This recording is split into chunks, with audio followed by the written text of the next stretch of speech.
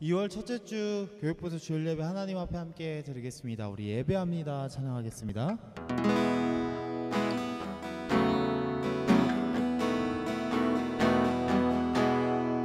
찬양합니다. 완전하신 나의 주, 그의 길로 날 인도하소서. 행하신 모든 일 주님의 영광 다 경배합니다.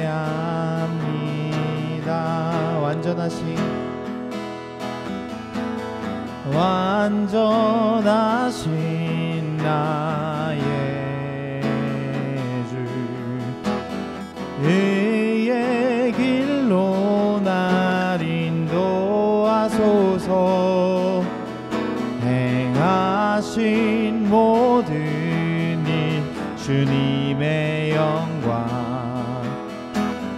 다 경배합니다.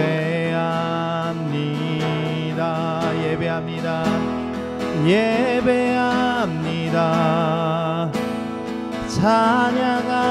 찬양합니다.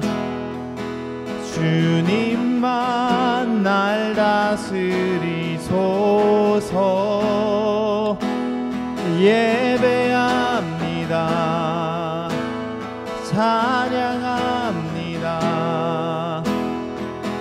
주님 홀로 높임 받으소서. 한 번 더 찬양합시다.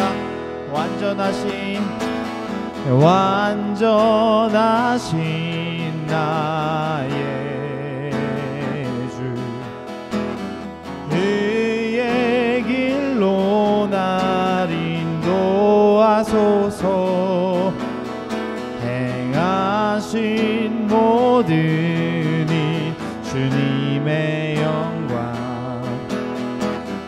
다 경배합니다. 예배합니다. 찬양합니다. 주님만 날 다스리소서. 예배합니다. 찬양합니다. 주님 홀로 높임 받으소. 예배합니다. 한번 더 고백합시다. 예배합니다.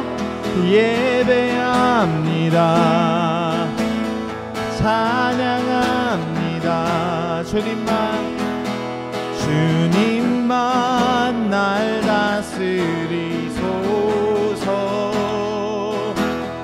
예배합니다. 찬양합니다. 주님 홀로 높임 받으소서.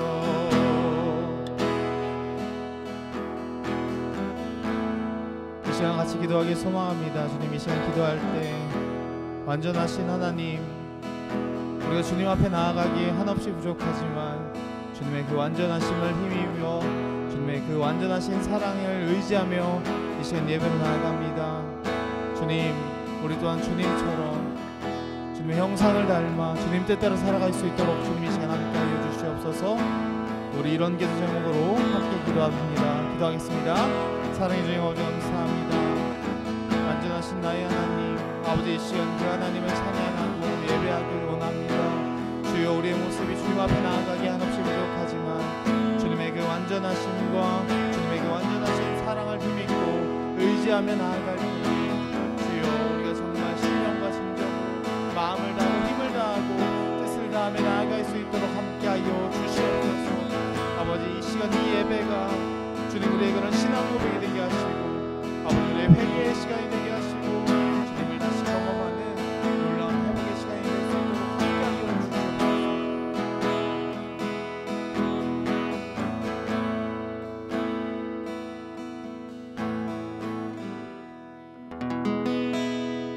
사랑이 많으신 예수님의 이름으로 기도했습니다. 아멘. 사도신경으로 신앙 고백하겠습니다. 나는 전능하신 아버지 하나님 천지의 창조주를 믿습니다. 나는 그의 유일하신 독생자 우리 주 예수 그리스도를 믿습니다. 주는 성령으로 잉태되어 동정녀 마리아에게서 나시고 본디오 빌라도에게 고난을 받으사 십자가에 못 박혀 죽으시고 장사된 지 사흘 만에 죽은 자 가운데서 다시 살아나셨으며 하늘에 오르시어 전능하신 아버지 하나님 우편에 앉아 계시다가 거기로부터 살아있는 자와 죽은 자를 심판하러 오십니다. 나는 성령 충만을 사모하며 거룩한 교회와 성도의 교제와 죄를 용서받는 것과 몸의 부활과 영생을 믿습니다. 아멘. 예, 오늘 함께 보실 하나님의 말씀은 마태복음 5장 17절부터 20절까지의 말씀 우리 함께 봉독하도록 하겠습니다. 봉독합니다. 내가 율법이나 선지자를 폐하러 온 줄로 생각하지 말라. 폐하러 온 것이 아니요 완전하게 하려 함이라. 진실로 너희에게 이르노니 천지가 없어지기 전에는 율법의 1.1획도 결코 없어지지 아니하고 다 이루리라. 그러므로 누구든지 이 계명 중에 지극히 작은 것 하나라도 버리고 또 그같이 사람을 가르치는 자는 천국에서 지극히 작다 일컬음을 받을 것이요 누구든지 이를 행하며 가르치는 자는 천국에서 크다 일컬음을 받으리라. 내가 너희에게 이르노니 너희 의가 서기관과 바리새인보다 더 낫지 못하면 결코 천국에 들어가지 못하리라. 아멘. 예, 오늘은 마태복음 5장 17절에서 20절의 말씀을 함께 보면서 완전케 하신 예수님에 대해서 말씀을 나눠보도록 하겠습니다. 이번 주에 수련회가 있었어요. 그래서 같이 만나서 이렇게 교제도 하고 예배도 드리고 말씀도 또 이렇게 공부도 하고 같이 이렇게 얼굴 보면서 만날 수 있는 시간이 있어서 참 좋았습니다. 그거에 따라서 우리가 이렇게 비대면으로 드리는 예배도 많이 활성화되고 또 우리 친구들이 예배잖아요. 마음을 다해서 자세를 바르게 하고 옷을 잘 입고 그렇게 함께 예배 드렸으면 좋겠습니다. 오늘부터 다시 마태복음 말씀을 볼 텐데 마태복음의 말씀을 통하여서 예수님이 우리에게 무엇을 원하시는지 또 무엇을 찾으시는지 무엇을 주시기 위해서 이 땅에 오셨는지 우리가 나누는 시간을 가졌으면 좋겠습니다. 여러분, 만약에 예수님이 우리 친구들에게 찾아가서 오늘 무언가 한 가지 찾으신다면 무언가 한 가지를 요구하시고 우리를 통해 보기 원하신다면 그것은 어떤 것일까요? 우리가 예배를 잘 드리는 것, 기도를 열심히 드리는 것, 말씀을 열심히 읽는 것, 또 이번 주처럼 수련회를 우리가 하나님 앞에 드리는 것, 뭐 이런 것도 하나님이 찾으실 수 있겠지만 하나님이 정말 우리를 통하여서 찾고 싶은 한 가지가 있다면 그것은 아마 우리의 믿음이지 않나 생각해 봅니다. 그런데 주님이 찾으시는, 정말 주님이 우리를 통해서 보고 싶어 하시고 우리에게 요구하시는 그 믿음은 어떤 믿음일까요? 아마 분명 세상적인 믿음은 아닐 거예요. 예를 들어서 남자친구가 여자친구한테 오빠 믿지? 하는 그런 믿음이나 혹은 친구들끼리 야 우리 평생 가자, 우리 서로 믿지? 이런 차원의 믿음이 아니라 아마 하나님께서 우리에게 찾는 믿음은 차원이 다른 믿음이지 않나 생각해 봅니다.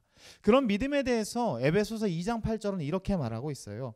너희는 그 은혜에 의하여 믿음으로 말미암아 구원을 받았으니 이것은 너희에게서 난 것이 아니요 하나님의 선물이라.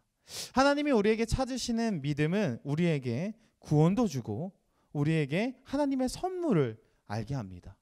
그 믿음에 대해서 에베소서 2장 8절에서 뭐라고 설명을 하고 있냐면 은혜에 의한 믿음이라고 이야기를 하고 있습니다. 즉 하나님이 우리에게 찾으시는 믿음은 세상적인 믿음, 뭐 연인이 사랑하는 믿음 혹은 친구끼리 의리의 믿음, 그런 차원의 믿음이 아니라 하나님이 우리에게 주신, 은혜로 주신 그 믿음을 찾는다고 오늘 성경에서 이야기를 하고 있는 거예요. 자, 그렇다면 그 외에 어떤 믿음이 있길래 하나님께서는 우리에게 이 에베소서에 은혜에 의한 믿음이 너희에게 있어야 돼, 은혜에 의한 믿음이 구원에 이르게 하고 그것이 나의 선물이야 라고 말씀을 하고 있는 것일까요? 오늘 본문을 보면 율법에 대한 이야기가 나오고 있습니다. 이 율법은 과거에 이스라엘 사람들이 믿음을 갖게 하는, 즉 신앙생활을 하게 하는 그런 계명들이었어요. 바로 이 율법에 의한 믿음, 즉 행위에 의한 믿음이 있기 때문에 오늘 성경에서 에베소서 2장 8절에서는 은혜에 대한 믿음을 우리에게 전하고 있지 않나 생각해 봅니다. 오늘 우리가 같이 보는 이 본문은 팔복, 우리가 같이 마태복음 5장 초반부에서 봤던 팔복, 또 그 뒤에 나왔던 그리스도인은 빛과 소금으로 살아야 된다. 그 말씀에 이어서 나오고 있는 말씀이에요. 즉 예수님께서 산에서 이스라엘의 수많은 사람들이 놓인 가운데에서 아직도 설교를 하고 있는 중이었습니다. 이 당시에 이스라엘의 믿음은 아까 말한 것처럼 율법에 의한 믿음이었어요. 이 사람들은 율법을 지켜야 구원을 받고 하나님의 복을 받는다라는 생각이 가득했어요. 왜냐하면 우리가 사는 시대에는 우리는 예수님의 십자가로 말미암아서 은혜를 받고 그 은혜를 통해서 믿음으로 나아갑니다 라는 것을 잘 알고 있었지만 구약 시대, 즉 예수님이 살아가던 그 시대에는 아직 신약 성경도 없었고 예수님이 십자가에 달려 죽으시기 이전이었어요. 그래서 이 사람들에게는 당연히 율법에 의한 믿음밖에 없었습니다. 율법을 지켜야 하나님이 복도 주시고 율법을 지키지 않으면 저주를 받는 것이 당연한 시대에 사람들이 살고 있었던 거예요. 구약에서는 참 많은 부분에서 이런 것들이 등장합니다. 하나님의 말씀을 지켜야 하나님의 사람이다.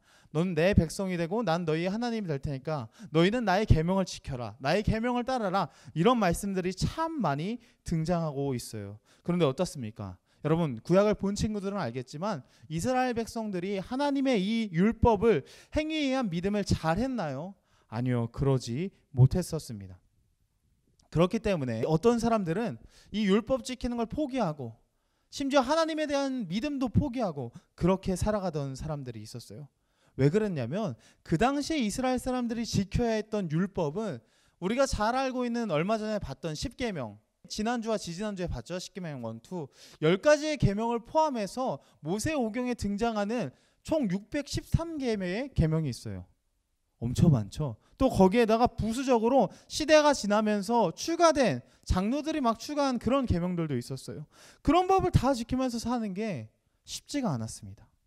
그런 차에 예수님께서 이스라엘의 시대에 딱 등장하셔서 하나님의 말씀을 선포하고 복음을 막 선포하시는데 예수님은 하나님의 메시아면서도 율법을 완전히 따르지 않으셨어요. 예수님은 이 율법에 대한 믿음을 점차 은혜에 의한 믿음으로 바꾸기 시작하셨습니다. 당시에는 율법을 지키지 않으면 이스라엘에서 끊어졌어요. 저주를 받았어요. 이스라엘 사람들이 상종도 하지 않았어요. 즉 율법을 지키지 않으면 믿음이 있을 수가 없는 거예요. 믿음이 없으면 당연히 하나님의 구원도 하나님의 은혜도 없는 거겠죠.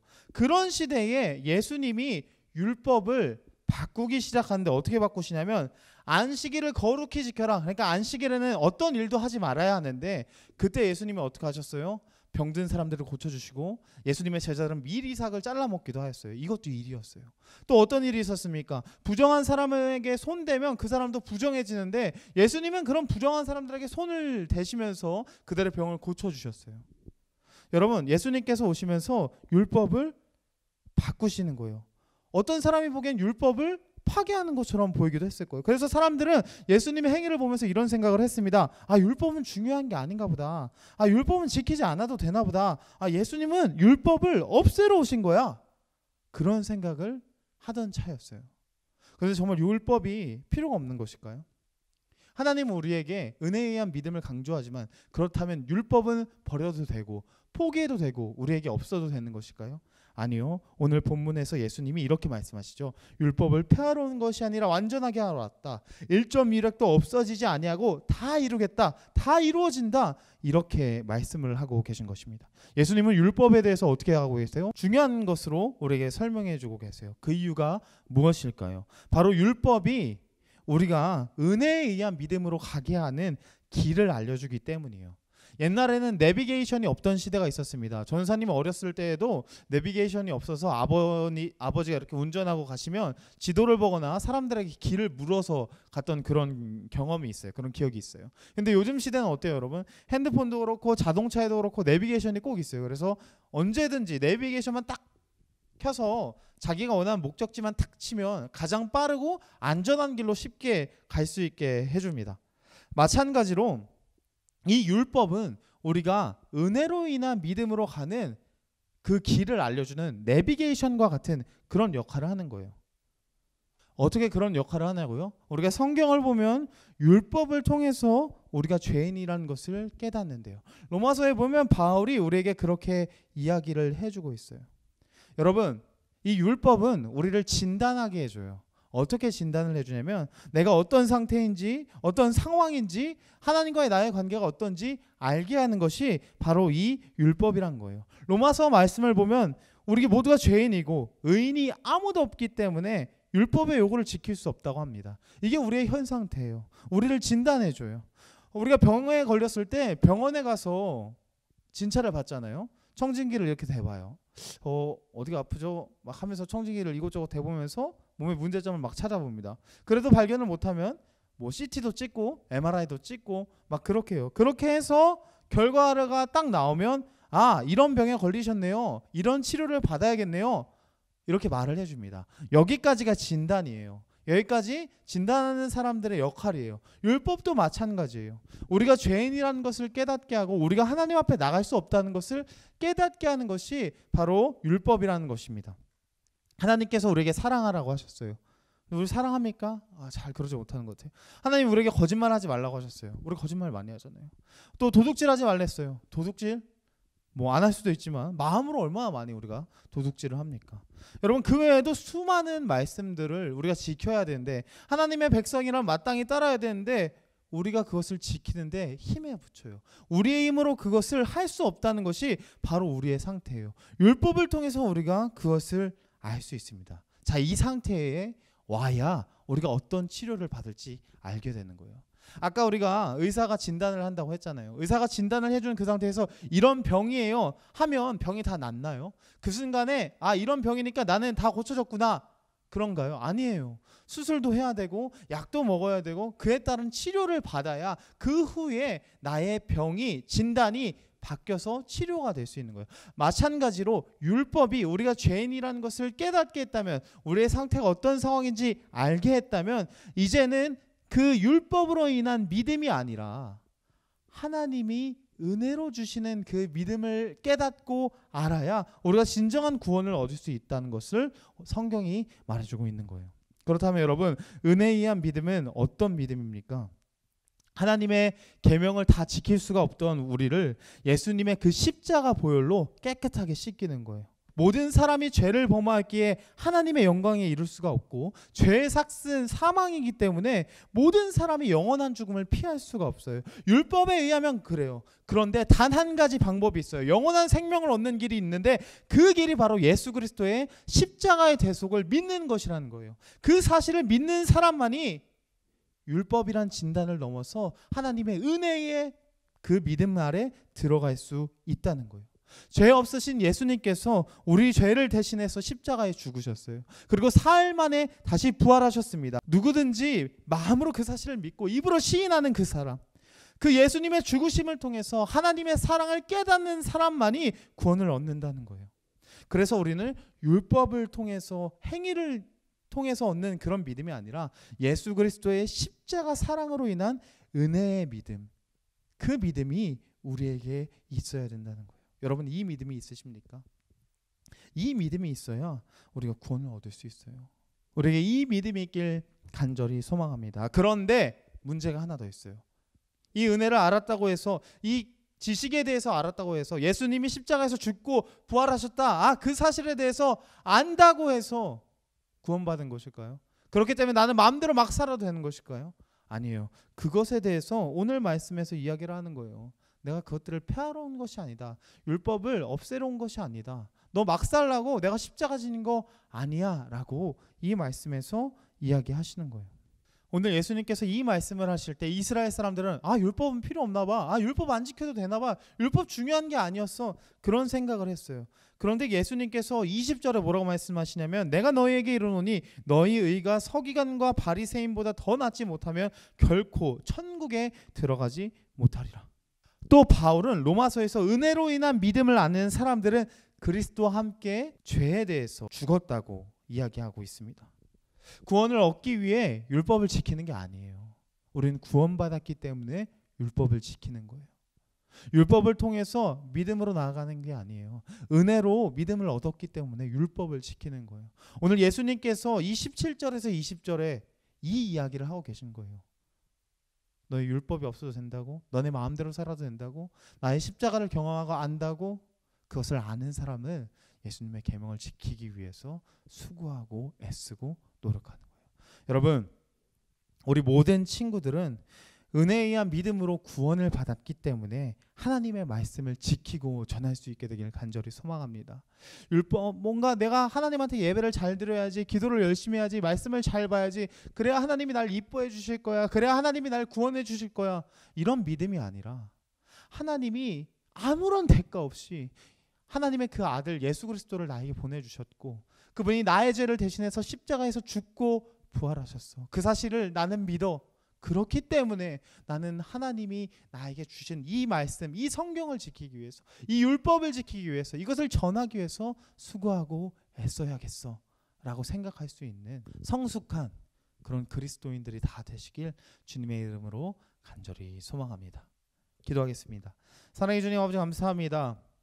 오늘 마태복음 5장 17절부터 20절의 말씀을 통하여서 완전케 하신 예수님에 대해서 함께 나눴습니다. 주님은 율법을 폐하고 없애러 오신 것이 아니라 완전케 하러 오셨고, 또 그 율법을 통하여서 하나님의 사랑을 알게 하시고, 또 예수 그리스도의 십자가 죽으심과 부활하심을 통하여서 그 은혜를 우리가 누릴 수 있게 하셨습니다. 주님, 우리가 주님의 그 십자가 사랑을 아는 사람들로서 이제는 주님이 주신 그 말씀을 지키기 원합니다. 율법을 지킴으로, 믿음으로, 또 구원으로 이르는 것이 아니라 주님이 우리를 사랑하시고 대가 없이 구원하셨기 때문에 주님의 말씀을 지킬 수 있는 우리 모든 교육부도 될 수 있도록 주님 인도하여 주시옵소서. 사랑이 많으신 예수님의 이름으로 간절히 기도했습니다. 아멘. 주기도문으로 예배를 마치겠습니다. 하늘에 계신 우리 아버지여, 이름이 거룩히 여김을 받으시오며 나라의 임하옵시며 뜻이 하늘에서 이룬 것 같이 땅에서도 이루어지이다. 오늘날 우리에게 일용할 양식을 주옵시고, 우리가 우리에게 죄 지은 자를 사하여 준 것 같이 우리 죄를 사하여 주옵시고, 우리를 시험에 들게 하지 마옵시고 다만 악에서 구하옵소서. 나라와 근사와 영광이 아버지께 영원히 있사옵나이다. 아멘.